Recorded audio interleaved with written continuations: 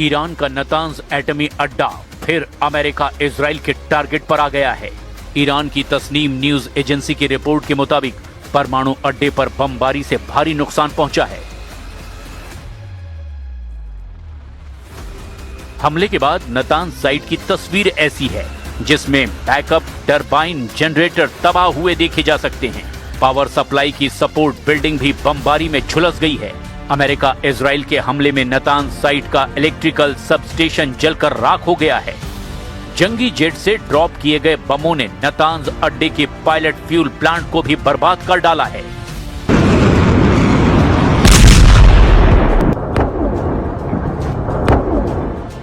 गनीमत सिर्फ इतनी है कि बम धमाकों से न्यूक्लियर साइट पर रेडियो एक्टिव लीक नहीं हुआ, वरना नरसंहार तय था। एटमी अड्डे पर हुए हमलों के बाद बौखलाए ईरान ने अंधाधुंध मिसाइलों की बौछार शुरू कर दी। ईरान की मिसाइलें यरूशलेम के वेस्टर्न वॉल और डोम ऑफ द रॉक कंपाउंड के करीब फटने लगी हैं। जूनियर खामनेई के विस्फोटक रॉकेटों के धमाके तेल अवीव और वेस्ट बैंक को दहलाने लगे हैं। बगदाद में अमेरिकी सैन्य ठिकानों को ईरान भीषण बमबारी करके जलाने लगा है। ईरान के हमलों के डर से नेटो सेना इराक से उल्टे पांव भागने लगी है। 8 साल से इराक में तैनात नेटो फोर्स युद्ध के बीच में ही अमेरिका को छोड़कर भाग खड़ी हुई है। नेटो फोर्स के टॉप कमांडर जनरल एलेक्सिस ग्रिनकविच ने जानकारी दी कि इराक से नेटो के मिशन से जुड़े सैकड़ों कर्मचारियों को यूरोपीय देशों में भेजा गया है। उत्तरी इराक में ब्रिटेन, फ्रांस और इटली के सैन्य ठिकानों पर सिलसिलेवार हमलों के बाद ये कदम उठाया गया। इराक से वापस लौटे नेटो कर्मचारी अब इटली के नेपल्स में नेटो के मुख्यालय में एक्टिव होंगे। नेटो फोर्स के इन्हीं फैसलों पर ट्रंप भड़के हुए हैं। उन्होंने युद्ध में साथ न दे रहे नेटो सदस्यों को कायर तक कह दिया है।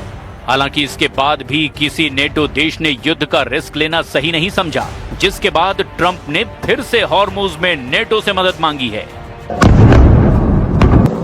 हॉर्मुज में अमेरिका की मुश्किलें बढ़ने के बाद ब्रिटेन ने बड़ा कदम उठाया है।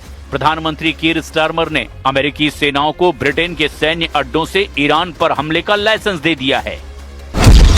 अमेरिका अब RAF फेयरफोर्ट और हिंद महासागर के डियोगो गार्सिया बेस का इस्तेमाल हॉर्मुज स्ट्रेट में डिफेंस के लिए कर पाएगा।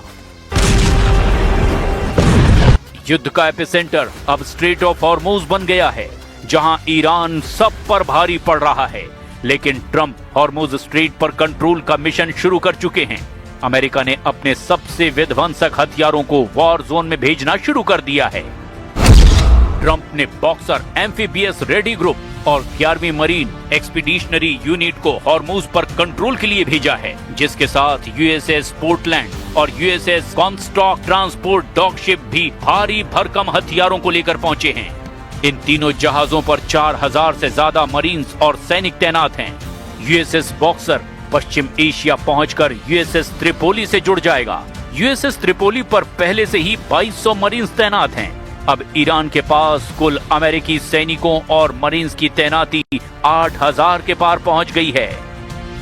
ट्रंप को पता है कि हॉर्मुज में ईरान को हराना आसान नहीं। हालांकि वो दावा कर रहे हैं कि इसके लिए उन्हें कई देशों की मदद चाहिए। It's a simple military maneuver.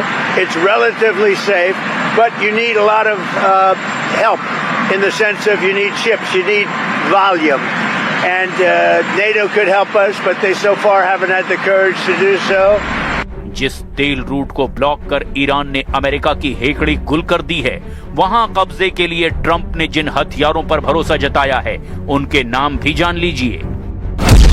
America ने हॉर्मुज फ्रंट पर F-35B stealth fighter jet, MV-22 Osprey, ये टिल्ट रोटर एयरक्राफ्ट है, CH-53E भारी helicopter, AH-1Z Viper attack helicopter, UH-1Y Venom utility helicopter, A-10 वॉथोंग विमान और अपाचे हेलीकॉप्टर हथियारों के साथ 5000 पाउंड के बंकर बस्टर बम भी भेजे हैं।